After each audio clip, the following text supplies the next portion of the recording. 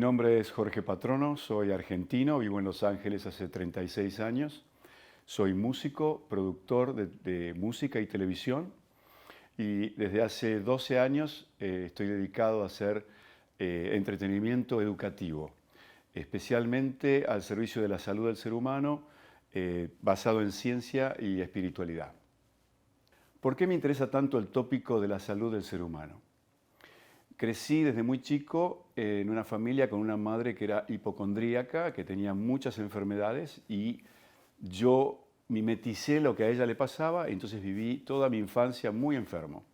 Estuve 2 veces al borde de la muerte y creciendo en la adolescencia, más problemas, me di cuenta que en algún momento tenía que hacer algo. Había un sexto sentido que me decía que eso no era normal. Y empecé a buscar información. Desde los 19 años que busco información científico-espiritual, empecé a estudiar diferentes maestros. Estudié después meditación, Kriya Yoga con Paramahansa Yogananda, la escuela de Paramahansa Yogananda en Los Ángeles. Y empecé a entrevistar científicos que hablaban sobre biología, sobre neurociencia, como por ejemplo Joe Dispenza, Bruce Lipton. Cuando leí La biología de la creencia, un libro maravilloso, me cambió la vida, me di cuenta que la enfermedad era un aviso, no somos víctimas de una enfermedad, sino que nos está avisando que hay algo que estamos haciendo mal, que estamos cuidando mal este cuerpo, este vehículo que tenemos, y que hay que hacer cambios en los hábitos diarios, en nuestro medio ambiente, tanto externo como interno. La enfermedad es un efecto, no es una causa.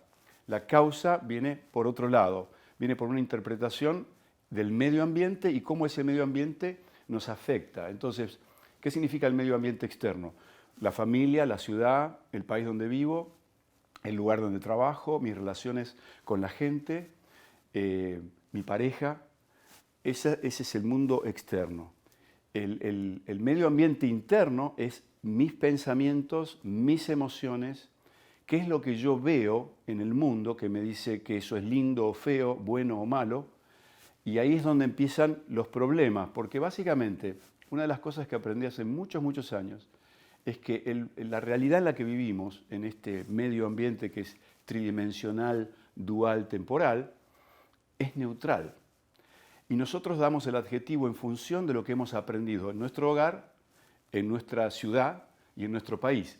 Y eso lo llamamos cultura. Esa cultura nos hace ver las cosas de forma diferente. Por ejemplo, mi cultura de origen es de Argentina y yo sé que tengo cosas en mi cabeza que cuando miro al mundo lo miro como argentino. Ahora, cuando he hablado con gente de Cuba, he estado en Cuba, he tocado en Cuba como músico, veo que ellos tienen una visión diferente. ¿Por qué? Porque su cultura es diferente. Y cuando vine a Estados Unidos me di cuenta que pasaba exactamente lo mismo. Entonces, creo que el tema cultural nos condiciona a poner adjetivos a todo lo que vemos. Lo cual a veces es bueno, pero la mayoría de las veces no es tan bueno. Nos condiciona a decir, esto no lo quiero porque tengo una idea prefijada de que el concepto que tengo de eso es negativo. Y no nos permitimos experimentar cosas que nos pueden enriquecer.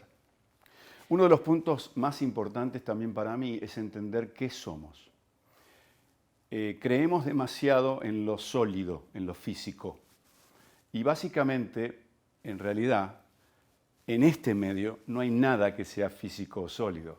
Lo podemos ver únicamente porque este cuerpo que tenemos tiene una interfase de 5 sentidos.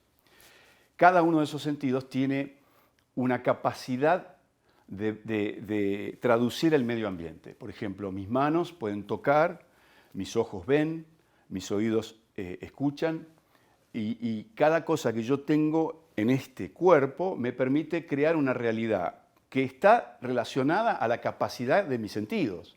Ahora, si consideramos que, por ejemplo, un insecto puede ver cosas que nosotros no vemos o una víbora ve cosas que nosotros no vemos porque tienen diferentes tipos de visión, pueden ser visión térmica o visión, por ejemplo, los murciélagos que son casi ciegos pero se manejan con los oídos como radares y pueden entender el espacio y saber las distancias de donde están volando sin mirar. Nosotros no podemos hacer eso a menos que, por ejemplo, tengamos la discapacidad de la ceguera. Y en ese caso, cuando vemos a la gente que es no vidente, nos damos cuenta que desarrollaron los otros 4 sentidos muchísimo más. Entonces ahora, aunque no tienen vista, tienen una percepción del medio ambiente, escuchan muchísimo más y se dan cuenta de las cosas cuando usan un bastón. O sea que cada capacidad que nosotros vamos perdiendo genera que las otras capacidades o funciones que tiene esta interfase se manifiesten más grandes, o sea, nos ayuden a contrarrestar eso que nos falta. Ahora, creer en el cuerpo como lo único que somos es un hecho negativo, porque básicamente no nos permite entender que existe algo mucho más grande detrás. Yo sigo mucho las enseñanzas de Nikola Tesla, de Royal Rife, gente que ha trabajado con frecuencias, con vibración y con energía. Básicamente, y esto también lo dijo Einstein, no existe otra cosa más que vibración, energía y frecuencias. Nosotros somos frecuencias, nosotros somos energía y nosotros somos vibración. Ahora, como no lo podemos ver, como no lo podemos entender por medio de los 5 sentidos, pensamos que eso no existe. Pero el mundo en realidad es un mundo sensorial y lleno de frecuencias. Nosotros, por ejemplo, en el documental que hice que se llama Tu vida, tu creación, hice una analogía entre el potencial que tienen nuestros 5 sentidos de entender el medio ambiente y todas las frecuencias que existen en el universo. Es la misma diferencia entre un grano de arena y un edificio de 100 pisos. Y nosotros desde ese grano de arena queremos entender el edificio. Imposible, es imposible. Nuestro cuerpo, nuestros 5 sentidos pueden captar una cosa tan pequeña y esa es la realidad donde nos estamos moviendo todo el tiempo. Ahora, desde esa realidad creemos que entendemos todo lo que está pasando. El punto es, somos seres de luz, somos seres energéticos. Tenemos una cantidad de energía, cada célula de nuestro cuerpo tiene una cantidad de energía de 1.4 volts y tenemos trillones de células. Si juntamos toda la capacidad energética de todas nuestras células, esa energía podría iluminar la ciudad de Chicago por un día. Esa es toda la energía que somos nosotros para poder vernos en este medio ambiente como un objeto sólido. O sea que somos seres de luz, somos seres energéticos y al mismo tiempo somos seres de frecuencias. ¿Y qué son frecuencias? Mi corazón tiene frecuencias magnéticas, o sea, emana un magnetismo. Cuando uno entra en una habitación, por ejemplo, a veces, sin conocer a nadie, ¿se siente bien o se siente mal? No hay explicación. Es el corazón el primero que entiende el medio ambiente. ¿Por qué? Porque manda un magnetismo y recibe el mismo magnetismo del otro lado. A veces ese magnetismo no tiene la misma frecuencia que el corazón y entonces nos sentimos incómodos. No sabemos por qué. No pasó nada, pero nos angustiamos o nos sentimos tristes o no nos sentimos como con ganas de quedarnos. Esa es una emanación de nuestro cuerpo, de nuestro vehículo, que abarca un espacio, pero también tenemos algo que es eléctrico, que es el cerebro. Por eso, cuando el corazón y el cerebro funcionan en conjunto, se llama electromagnetismo y se llama coherencia. Yo tengo un corazón que siente y tengo un cerebro que piensa en función de lo que siento. A veces sentimos algo, por ejemplo, si yo entro en un lugar y me siento incómodo, en vez de irme, me quedo. ¿Por qué? Porque mentalmente anulo lo que sentía el corazón, lo que me está diciendo el corazón, y digo, no, mejor me quedo. Y después me quedo y es peor todavía. Me siento más incómodo, discuto con alguien, no me sirvió para nada, en vez de haber estado coherente entre lo que mi corazón me decía y lo que mi mente empieza a entender lógicamente de que, oh, sí, este lugar no es para mí, me voy. Porque había gente drogándose o porque había gente que estaba borracha o por lo que fuera. ¿Ok? Entonces, creo que es importantísimo empezar a entender que todo lo que nos va pasando en nuestras vidas tiene que ver muchísimo con el grado de coherencia entre lo que siento y lo que pienso. Y esto se traduce en algo muy importante. Nosotros, este vehículo, básicamente, es una antena receptora transmisora. Cada pensamiento que tenemos tiene una frecuencia, como en una radio, es lo mismo. Cuando nosotros prendemos una radio y decimos, bueno, voy a escuchar música clásica. Cambio el dial de la radio y pongo el número de la música clásica. Y me equivoco y pongo la radio de al lado en el dial y aparece rap, por ejemplo, música de rap. ¿Qué es lo que hacemos normalmente en una situación así? Criticamos el rap en vez de darnos cuenta que yo tengo el poder de cambiar el dial de la radio y escuchar la música que quiero escuchar. El rap tiene toda la capacidad de existir, porque estamos en un medio donde todo es posible y todo tiene su momento y su lugar. O sea que no hay por qué censurarlo porque a mí no me gusta. Y lo único que tengo que hacer es volver a entender que tengo un poder de cambio. Ese poder de cambio muchas veces no nos damos cuenta que lo tenemos, entonces nos consideramos víctimas de lo que nos pasa. Soy víctima de estar escuchando la radio equivocada, cuando en realidad yo la puse, cuando en realidad fue una frecuencia mía. Entonces, vamos a traducir esto en el día a día. ¿Cuánta gente conocen que tiene un matrimonio en donde el marido le pega a la mujer o la mujer es infiel o lo que sea? Y entonces, en vez de entender cuál es la situación, lo primero que hace la persona es, viene la pelea, porque yo estoy viendo a la otra persona como un enemigo, eso es algo que me está pasando, no me siento yo creador de nada, entonces ¿qué pasa? Eso me está pasando a mí, soy víctima, y en el momento de víctima no puedo hacer ningún cambio. Y si quiero hacer un cambio desde ese lugar, lo primero que me va a pasar es, me peleo con esa persona, me separo, pero si yo no cambio mi percepción, mi forma, mi frecuencia, mi próxima pareja va a ser peor que la anterior. La próxima pareja de esa mujer que el marido le pegaba y todo, la próxima le va a pegar más o la va a matar. Y eso pasa constantemente y lo vemos en las noticias, todo el tiempo estamos viendo eso. Es un tema de frecuencias. No nos enseñaron a entender en qué frecuencia estamos cada día. Para esto es importante entender dos emociones principales, el amor y el miedo. El amor es positivo, es luz, genera una química en nuestro cuerpo que nos sana, que nos mantiene sanos si estamos sanos, y si estamos enfermos y vamos hacia el amor, nos podemos curar con esa energía. El miedo es todo lo contrario, nos produce una química interna, cortisol, diferentes cosas que son malas para el organismo, sobre todo cuando estamos en un periodo largo de tiempo con esa información y con esa química.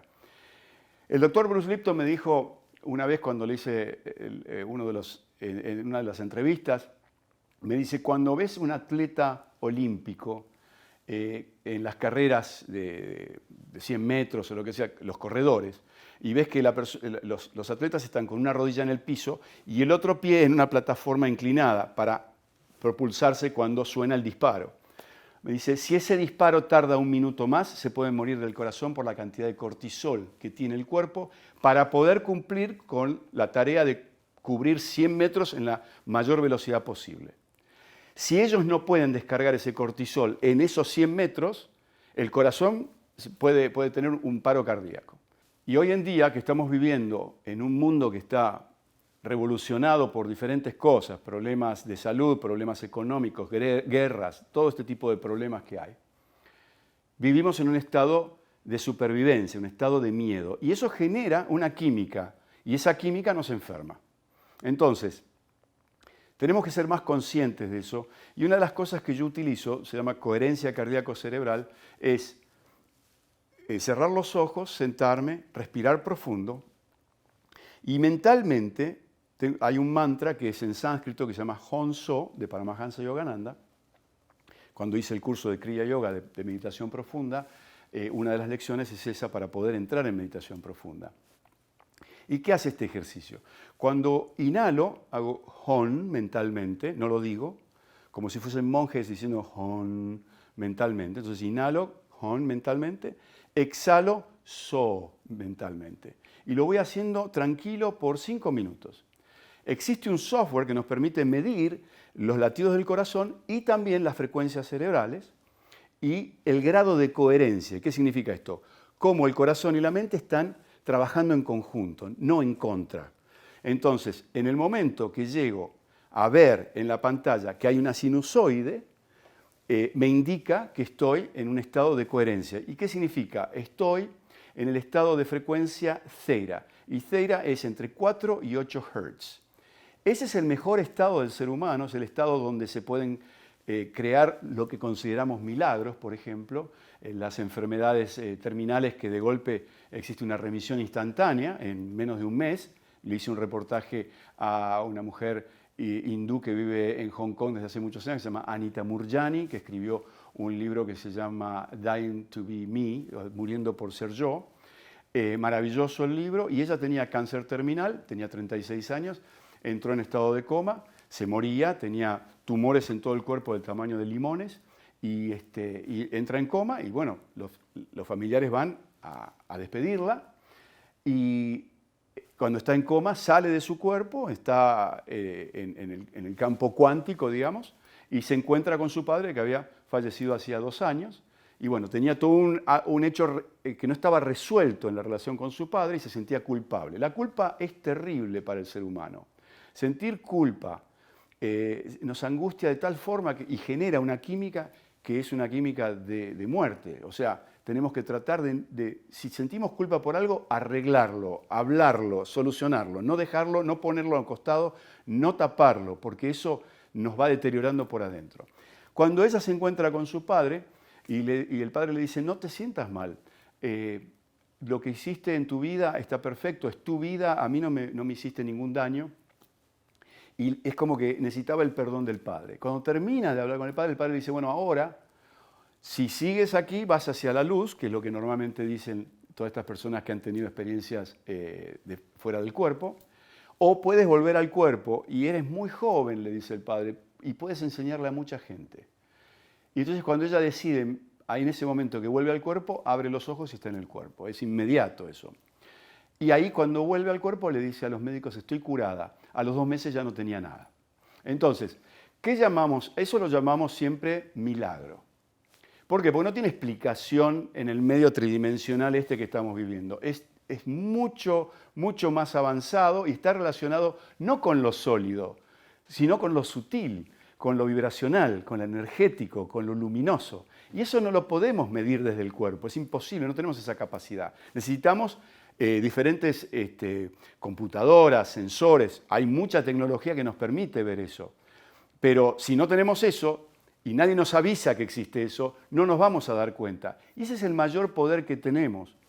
El punto es el siguiente, cuando estamos en ese estado de coherencia cardíaco-cerebral y estamos en Theta, entre 4 y 8 Hz, y yo lo uso constantemente, esto es una fórmula que funciona 100%. Es la misma fórmula que usó Tesla, la misma fórmula que usó Einstein, la misma fórmula que usaron muchos creadores en la historia de la humanidad y que dicen que ellos no crearon nada. Y nunca entendía yo por qué decían que ellos no habían creado nada. Claro, porque en realidad lo único que uno hace desde este lugar, desde este cuerpo, que es una antena, es enviar información para recibir información. La misma información que yo envío en forma de pregunta, me devuelve una respuesta en relación a mi pregunta. Siempre y cuando no sea un hecho egoico, un hecho en donde yo digo, yo estoy haciendo esto. No, yo soy una herramienta para traer información a este medio que sea buena para mí, para los demás y para el medio ambiente. Eso es una verdadera creación.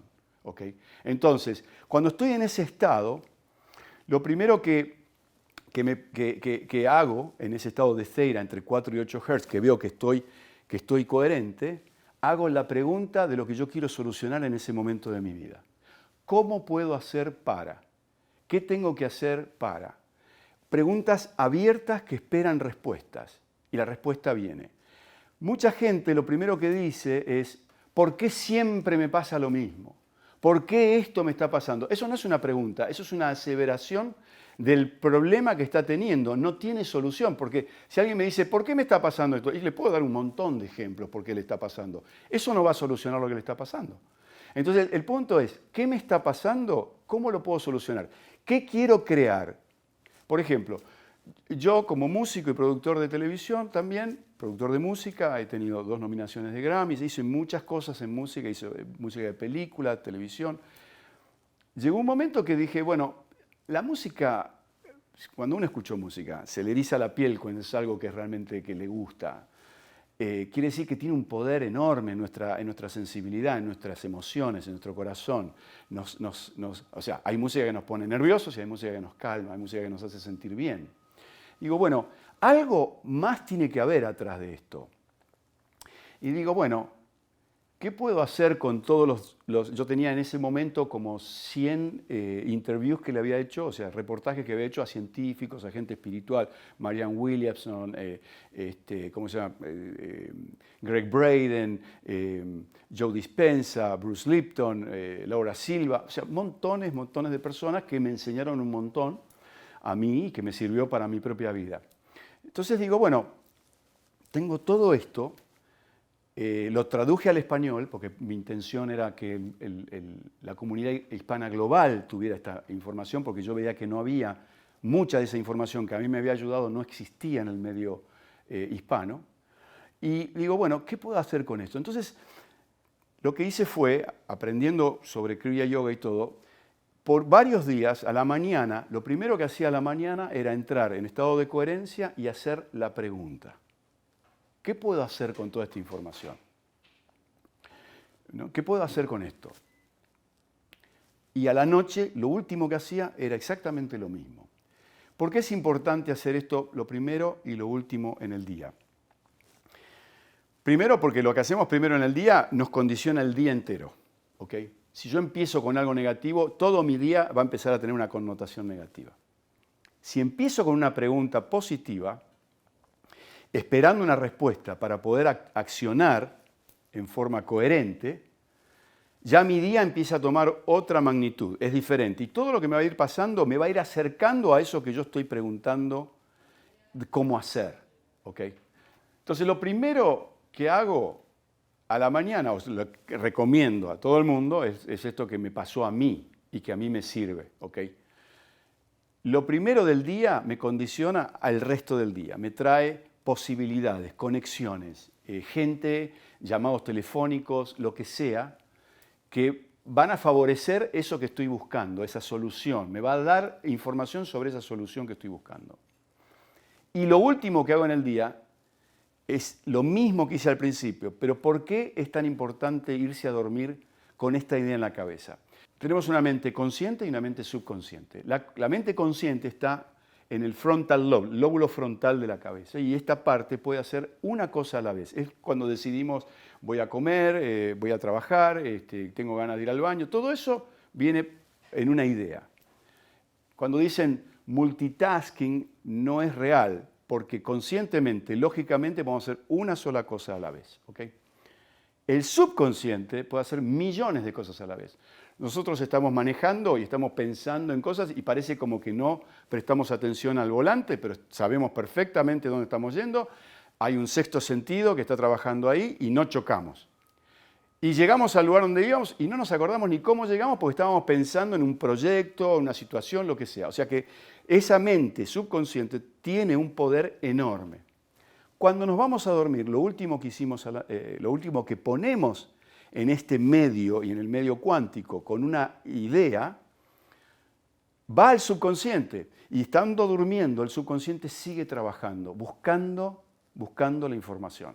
Es como que sigue mandando la información al campo. Y hay un tema que se llama el ciclo circadiano, que está en relación al sol y la luna. Ese ciclo, cuando nos vamos a dormir, nos ayuda a dormir, justamente, ya el sol no está, se va la mayor energía y ahora entra la noche y la luna, que tiene otro tipo de energía. Pero el sueño nuestro no es lineal, tiene un movimiento que es profundo, el sueño profundo, y tiene también un sueño liviano. O sea, a medida que vamos durmiendo la noche, vamos pasando por sueño profundo, sueño liviano, sueño profundo. Bueno, el principal está entre las 3:30 y 4 de la mañana, que es el sueño liviano. Y ahí es cuando baja la información que estamos buscando. Parece mentira, parece que les estoy diciendo algo que es completamente artificial.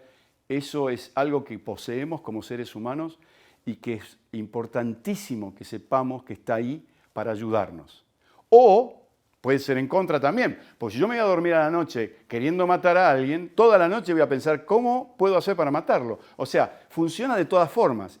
Hay que entender que también en el universo, en todo lo que es cuántico, no existe bueno o malo, lindo o feo. No hay opuestos, hay absolutos. Entonces, cuando entramos en ese medio, ¿qué es lo que estás pensando? Eso es lo que te vuelve. No, si es malo, si es bueno, no importa, eso no tiene importancia, no existe ese grado en el universo. Entonces, si yo me voy a dormir haciendo esa pregunta, ¿cómo puedo hacer para utilizar estas entrevistas que tengo y que le sirva a la gente en Latinoamérica? Va a venir una respuesta en relación a eso. Vendrá en un día, en 2, en una semana o en un mes. Pero si lo hago todos los días, la respuesta va a venir. Entonces, de esa forma, yo hice mi documental sin saber cómo hacerlo, teniendo cosas totalmente de diferentes momentos. Fueron 8 años de reportajes. O sea y eran tópicos que ni siquiera se tocaban entre sí, saltaba de una cosa a la otra, qué sé yo, epigenética, neurociencia, el curso de milagros, eran diferentes tópicos y cada uno era interesante. Ahora, ponerlo en un documental es un desafío, porque el documental tiene que tener, digamos, una línea de información que va desde el punto A al punto B, porque si no es como saltamos por todos lados y no tiene coherencia en sí mismo el documental. Bueno, llegué a un punto donde no sabía, tenía 27 expertos de ciencia y espiritualidad y tenía 13 tópicos y no sabía cómo darle el hilo conductor, dónde empezar y dónde terminar. Y estuve como más de un año tratando de hacerlo y no tenía sentido. Entonces en un momento vuelvo a lo mismo de siempre. Me empiezo a hacer la pregunta en ese estado, en estado Zeira, con coherencia entre mi cabeza y mi corazón. Y hice la pregunta, ¿cómo puedo hacer para terminar este documental? ¿Cuál es la forma de poner todo esto y que tenga sentido para el televidente? Y a las 4 de la mañana, sin problema, hay que tener siempre un grabador o algo para anotar, porque no es nuestro. Eso es algo que nos llega. Y a mí me pasó no anotarlo en el momento que me pasó, y dije, qué buena idea, me voy a dormir y a la mañana no me acuerdo de nada. ¿Okay? Entonces quiere decir que, como no es mío y es información que sí me sirve, tengo que anotarla en el momento que pasa, porque yo no lo voy a recordar. Hice eso, inmediatamente a las 4 de la mañana me fui a mi estudio, yo tengo un estudio de producción en mi casa, y me fui y agarré las partes y las puse como decía eso que me bajó y terminé el documental. ¿Qué quiero decir con esto? Que no importa lo que querramos hacer, siempre tenemos la posibilidad de hacerlo. Si estamos seguros de que queremos hacer algo que nos haga bien a nosotros y a los demás y al medio ambiente, el universo nunca conspira contra nosotros. Nos ayuda, nos empuja, nos alienta, pero nosotros somos los que tenemos que poner la radio, el dial en la frecuencia correcta de la radio. Esa es la parte nuestra, es la parte del libre albedrío. Nosotros podemos elegir poner cualquier radio. No importa si es buena o mala, no importa si es música de rock con malas palabras o si es música clásica de Mozart. Siempre tenemos el libre albedrío de elegir. ¿Qué elijo? Y el otro punto que me interesa mucho dejar acá es nuestra vida está basada en la calidad de nuestras preguntas. Si nosotros entendemos que nuestra pregunta es una señal que mandamos a una energía superior, a una mente superior que sabe todo, que tiene todas las respuestas, ¿por qué voy a hacer preguntas que no me sirven? ¿Por qué voy a hacer preguntas negativas? ¿Por qué voy a tratar de bajar información que no me hace sentir bien? Seamos más conscientes de cuál es la emoción predominante durante el día que nos acompaña, porque esa emoción predominante es nuestra frecuencia, es nuestra huella digital vibratoria que genera nuestra realidad. Hoy en día, y cada vez más estamos viendo chicos que nacen que son denominados neurodivergentes, que tienen capacidades diferentes. Hay un dicho que dice, si calificamos a un pez por la capacidad de subir un árbol, vamos a considerar que no sirve para nada. Y eso para mí es súper importante, porque cada uno de nosotros tiene una misión, Cada uno de nosotros está acá por algo. El hecho de que haya gente en este planeta que tenga diferencias con respecto a esta interfase que tiene nuestro cuerpo, a estos programas que son como, son exactamente eso, son programas como las de la computadora, ¿no? Son como los apps que ponemos en el teléfono. Tenemos 5, básicamente, 5. Y la combinación de esos 5 nos hace humanos.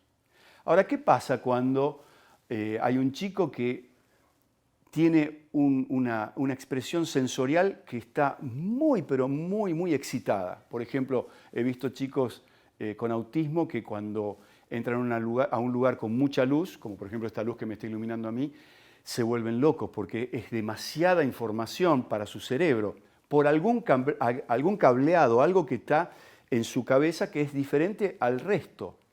Ahora, ¿eso lo hace menos o más que otros? Tendríamos que entender que cuando eso pasa, hay otro sentido o otra función en su cabeza que está funcionando a un nivel que no es el mismo que funciona en nosotros. Por ejemplo, muchos chicos autistas son genios en matemáticas y ven los números y ven el mundo en números, por ejemplo. Y nosotros no podemos hacer eso. Entonces, eso es una gran desconexión con el resto de la sociedad, porque claro, ellos ven algo que nosotros no vemos, ellos sienten algo que nosotros no sentimos. Esa diferencia, para mí, tiene una gran importancia en el desarrollo de la humanidad, porque ellos nos pueden hacer ver algo que nosotros no vemos, pero que es importante para nuestro desarrollo. Vemos hoy en día el caso de Asperger y cuántos grandes pensadores e inventores, tenemos Elon Musk, por ejemplo, que socialmente vemos que tienen ciertas dificultades, pero es genial lo que piensan, lo que ven, rompen estructuras, piensan fuera de la caja, outside the box. Y ellos permiten la evolución, permiten que demos un paso más adelante, nos sacan de lo habitual. Y por otro lado, tienen un corazón enorme. Y hay que entender que la sensibilidad que ellos tienen es tan grande que tenemos que ser muy cuidadosos en cómo nos comunicamos. Y darles pie para que se sigan desarrollando en eso que ellos traen, que es maravilloso, y que si tratamos de ocultarlo o de frenarlo, nos perdemos de una gran sabiduría. Entonces creo que es importantísimo y creo que obviamente es un trabajo que le corresponde también a los padres. Es un desafío. No es tan sencillo. Tengo amigos que tienen chicos, diferentes hijos y son autistas de diferentes grados. Algunos no se relacionan con la sociedad y viven en su propio mundo. Otros forman parte de la sociedad y traen estas habilidades y nos enseñan. Creo que estamos en un momento de evolución y los necesitamos, porque la evolución que estamos buscando no viene de la misma forma de pensamiento.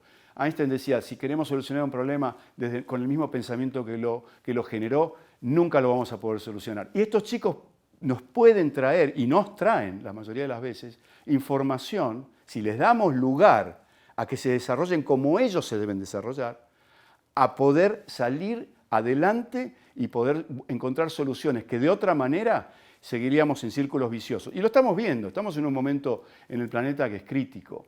Y creo que estos chicos vienen a informarnos, vienen a ayudarnos, vienen a darnos ese aliento de decir, no, existe una solución. Creo que más que nunca en el siglo XXI ellos tienen un papel preponderante, así que hay que cuidarlos.